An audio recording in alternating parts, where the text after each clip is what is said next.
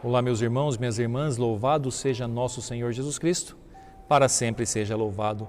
Hoje, sexta-feira da 7ª semana do Tempo Comum, e juntos vamos meditar o Evangelho que está em Marcos, capítulo 10, versículos do 1 ao 12.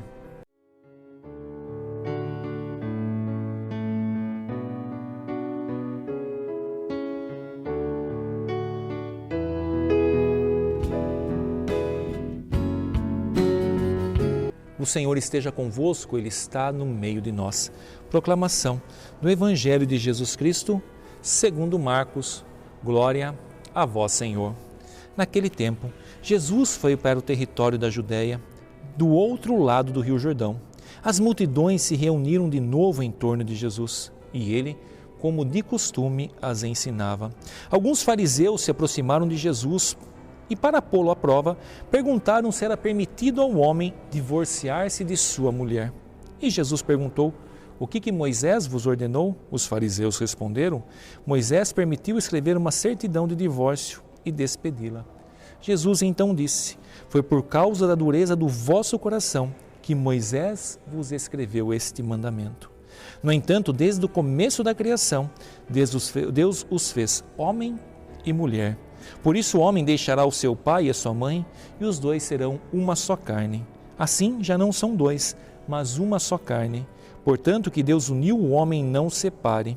Em casa, os discípulos fizeram novamente perguntas sobre o mesmo assunto. E Jesus respondeu: quem se divorciar de sua mulher e casar com outra cometerá adultério contra a primeira. E se a mulher se divorciar do seu marido e casar com outro, cometerá adultério. Palavra da salvação. Glória a vós, Senhor. Meus irmãos, minhas irmãs, nós vemos aqui hoje novamente Jesus reunido com as multidões e fazendo o quê? Ensinando. É isso, está aqui. As multidões se reuniram de novo em torno de Jesus e, como de costume, as ensinava. Vejam, o que foi o legado de Jesus, o que foi essa passagem de Jesus aqui por essa terra? Se não ensinar.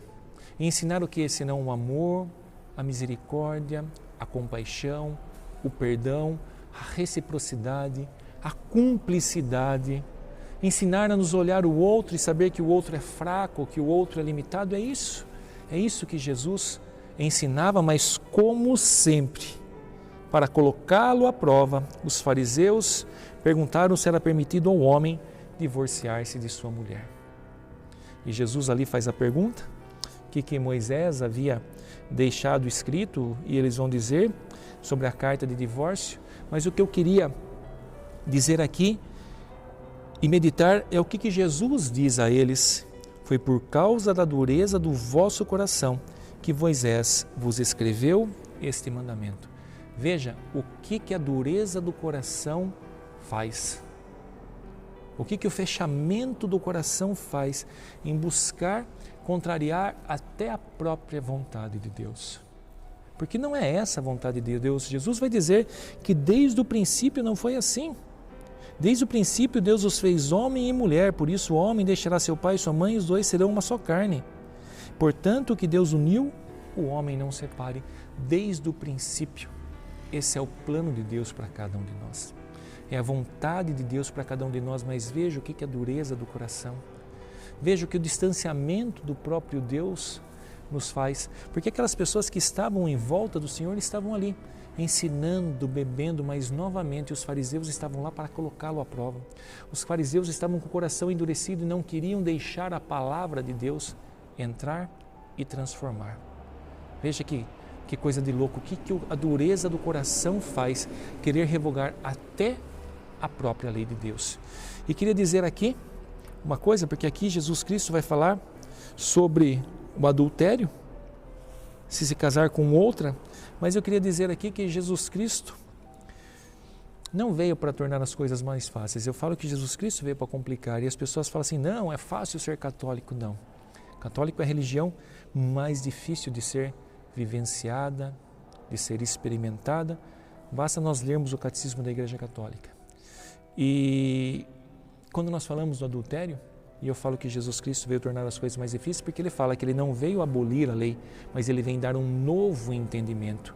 E eu queria falar do mandamento do adultério, porque Lá no Antigo Testamento está escrito: não cometerás adultério. Esse era um dos mandamentos, uma das 10 leis da tábua da salvação para que o povo seguisse. E Jesus Cristo vem dar um novo entendimento.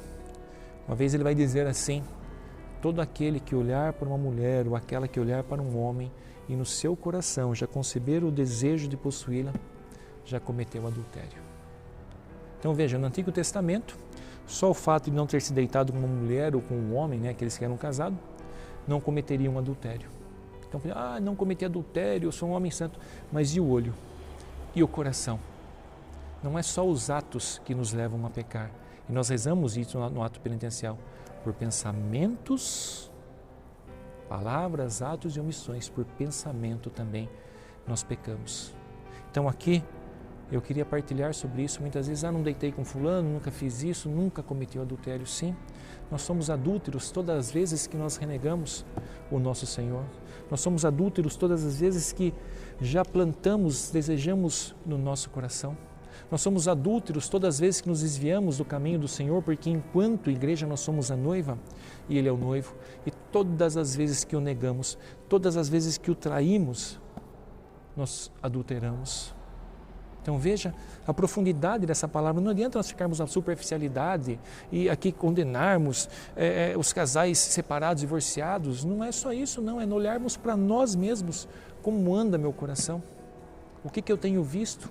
O que eu tenho me alimentado? Quais são os meus desejos? Eu tenho lutado contra isso? Como tem sido a minha fé? Como tem sido a minha fidelidade? Porque adultério é isso, é ser infiel. Mas como tem sido a minha fidelidade ao Senhor? Aos mandamentos do Senhor, aos ensinamentos do Senhor. Então, meu irmão, minha irmã, no dia de hoje, que o Espírito Santo venha revelando em cada um de nós, a começar por mim, os que eu já sei e aqueles que eu não sei, que eu faço que não agrada o coração do Senhor, que venha revelar todas as minhas infidelidades, todos os adultérios que eu cometo contra o noivo, contra o nosso Senhor Jesus Cristo. Que o Espírito Santo hoje venha revelando em nós, para que cada vez mais, reconhecendo as limitações, reconhecendo o pecado, possamos buscar o perdão, a misericórdia e a conversão de vida, para que possamos ser, sim, fiéis ao nosso esposo, ao nosso noivo, Jesus Cristo. Portanto, meu irmão, minha irmã, desça sobre todos vós a bênção de Deus Todo-Poderoso, Pai, Filho e Espírito Santo. Amém.